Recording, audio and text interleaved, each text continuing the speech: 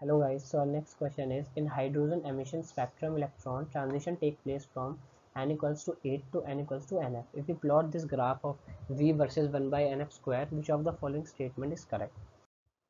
So let's, from the transition state, let n1 equals to 8 and n2 is equals to nf, and the graph is nu bar versus 1 by n square. So let's put the value in the equation, which is equal to nu bar equals to rz square 1 upon n1 square minus 1 upon n2 square, as we know that the n1 is equals to nf and n2 is 8.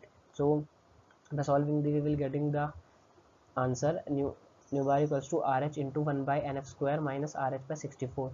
So we can name the equation number 1, and we know that y equals to mc square.